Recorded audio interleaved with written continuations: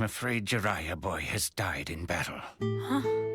Kakashi knocked on Naruto's window in the morning, catching his attention and informing him that Tsunade needed to see them urgently. Still confused, Naruto left with Kakashi and headed toward the Hokage's office. On the way, they came across Gamabunta and Gamakichi in an unusual location. Curious, Naruto asked the two toads what they were doing there so early, but Gamakichi was quickly interrupted by Gamabunta. The chief toad stated that it was a matter between Fukasaku and Tsunade, leaving Naruto without answers. Upon arriving at the office, Naruto noticed the tense atmosphere. Everyone present was silently observing. Fukasaku, the wise toad from Mount Myoboku, asked if Naruto was truly Jiraiya's disciple. Tsunade confirmed this, introducing Naruto as the child of the prophecy, as previously mentioned by Jiraiya. Before Naruto could grasp the meaning behind the words, Fukasaku revealed the life-changing news. Jiraiya had died in battle. According to Fukasaku, Jiraiya had infiltrated the Hidden Rain Village to investigate rumors about the leader of the Akatsuki. During his investigation,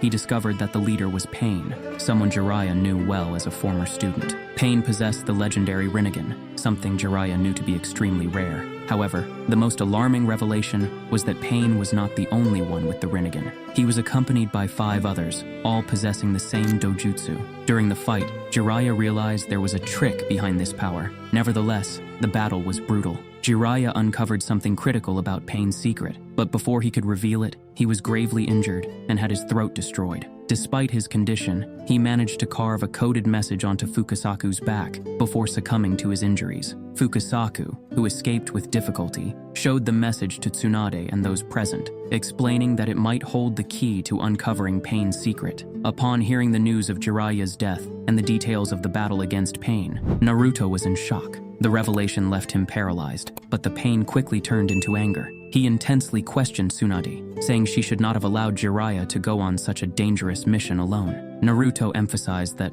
more than anyone else, Tsunade knew Jiraiya and the risks involved. The hurt was evident in every word he spoke. Unable to contain his pain, Naruto left Tsunade's office. Before walking out, he spoke with a tone heavy with sorrow and frustration, saying that if Jiraiya had been Hokage, he would never have allowed Tsunade to take such a risk. Naruto then wandered the village streets, lost in his thoughts. Memories of the moments he shared with Jiraiya began to surface. Training sessions, conversations, and happy times. The grief and guilt consumed him with every step he took. As he aimlessly walked, Iruka appeared and called out to him. Seeing Naruto's state, Iruka tried to comfort him, suggesting they go eat ramen at Ichiraku, a place that had always brought joy to the boy. However, overwhelmed by his sadness, Naruto declined the offer. Unable to accept any comfort at that moment, he continued walking. Later, when he returned home, the pain was still unbearable. The silence in the room seemed to amplify the emptiness left by Jiraiya's absence. Naruto tried to distract himself, but his grief consumed him entirely.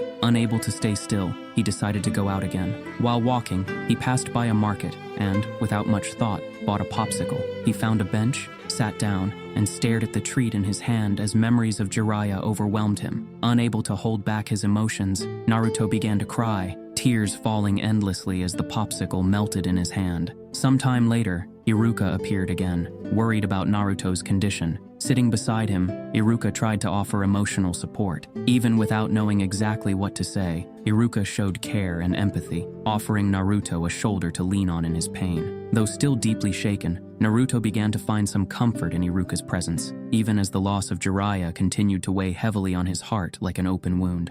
Naruto, just go back to being the you he praised so highly.